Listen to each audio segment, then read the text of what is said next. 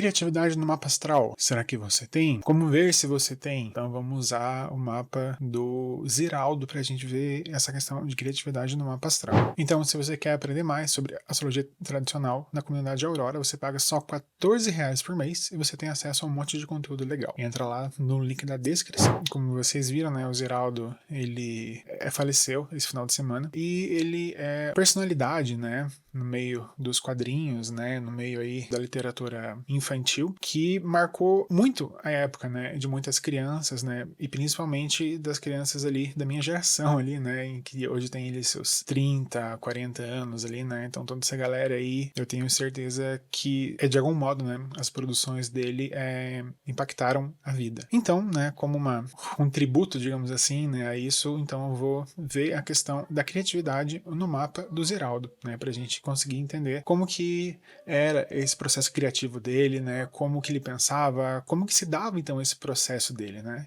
Antes de mais nada, eu só queria citar que o horário de nascimento dele não era conhecido até então, mas tem um perfil no Instagram que se não me engano parece que trabalhou com o Ziraldo e ele mesmo falou a hora de nascimento para a pessoa, então eu vou deixar aqui o arroba da pessoa aqui embaixo para dar os créditos então da pessoa que deu esse horário de nascimento do Ziraldo, tá? Então quem foi Ziraldo, né? Ziraldo, ele foi um cartunista, ele foi um chargista, ele foi um designer, foi desenhista, foi jornalista, então, ou seja, ele teve ali uma grande produção a nível do intelecto, né? Ele também, ele se formou em direito, então, além de tudo, o cara também era advogado, né? E também um fato que é muito interessante, que eu não sabia e que me chamou muita atenção, foi o fato de que em 1960 ele lançou a primeira revista em quadrinhos no Brasil que foi produzida somente por ele. E ele também, por conta, né, de algumas produções dele, ele acabou sendo preso na época da ditadura. Se não me engano, parece que foi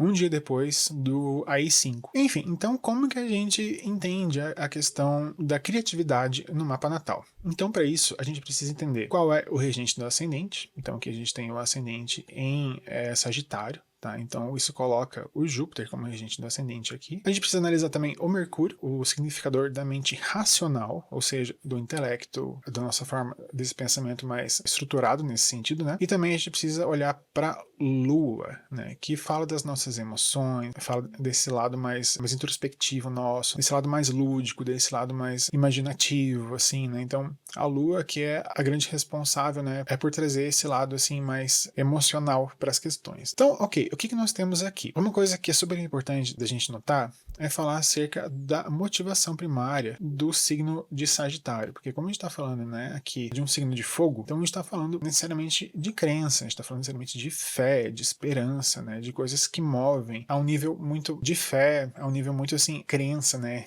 de valores, não no sentido da pessoa dela ter uma fé em algo transcendente, né, mas sim fé em algo maior que si mesmo, né, então isso que já dá pra gente todo esse senso, então também, né, acerca do que motivava ele a criar. A questão da fé, da esperança, né, a questão do expandir os horizontes, né, de ter, assim, um direcionamento muito firme daquilo que se acredita. Ok, então agora vamos aqui falar do Júpiter, né, que é o regente do ascendente dele, né, a gente tá falando aqui de um benéfico, né, muito bem colocado, angular, em seita, porém, aqui, por ele estar em Virgem, né, aqui é um signo de detrimento, aqui é um dos exílios de Júpiter. E os signos de terra, para Júpiter, eles não são muito interessantes para o Júpiter, né?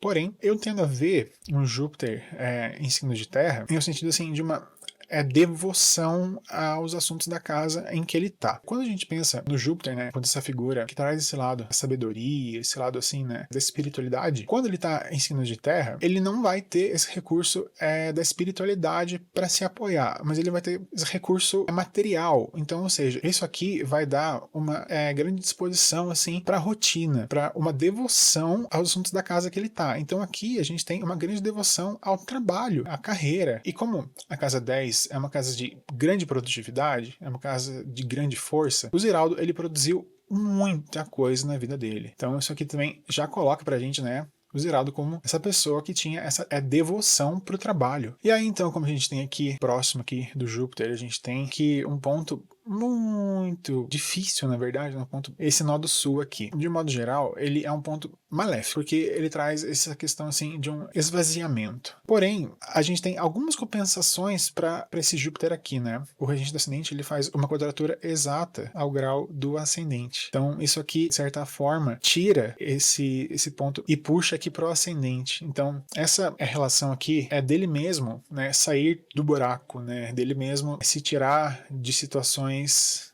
mais desafiadoras. Então agora aqui falando da lua dele, né? Então aqui a gente tem uma lua na sua fase, no seu último quarto minguante, né? Então aqui ela já passou da quadratura com o Sol, então ela já tá minguando, né? Tá no seu último quarto minguante, então ela tá na fase fleumática dela. Então, né, isso dá um caráter também muito paciente, né?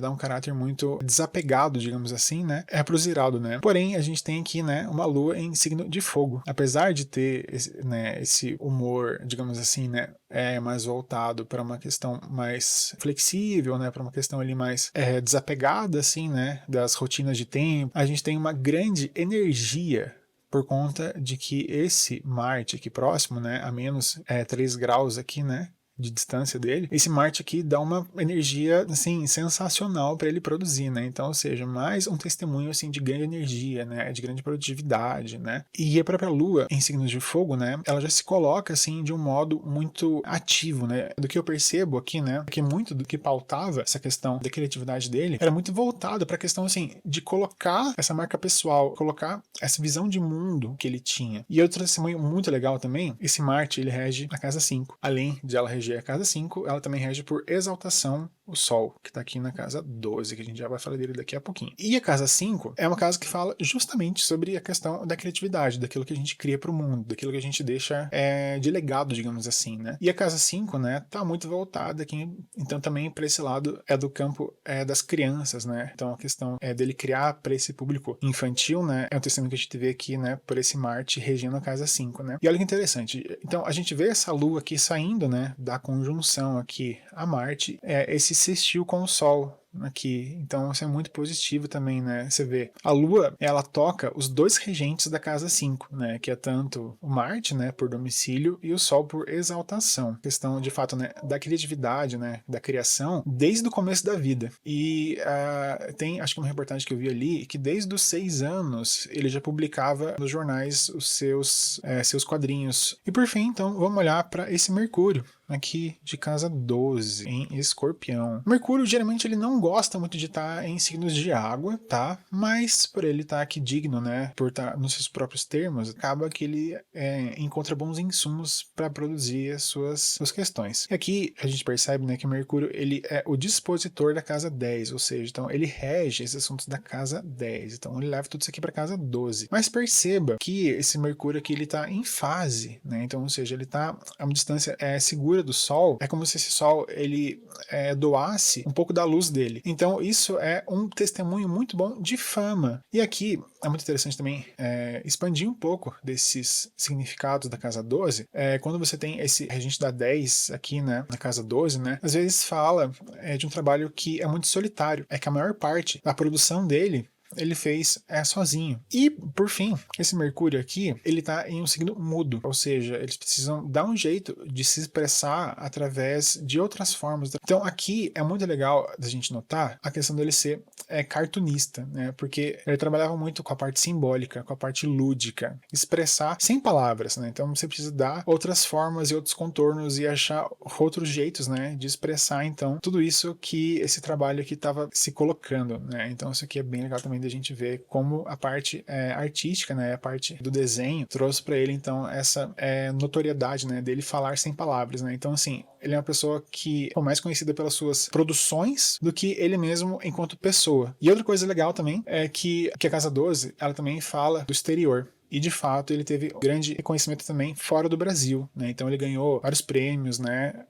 Várias coisas também fora aqui do Brasil. Então, no geral, é isso que eu queria trazer para vocês aqui, né? Para falar acerca dessas questões de criatividade dele, né? E se você quiser também ter uma leitura de mapa, pode me chamar aqui, que os dados estão ali na descrição. E se você quiser também estudar com a gente lá na comunidade Aurora, também é só ir lá no link aqui embaixo. Beleza, gente? Valeu, até mais, até o próximo vídeo e falou!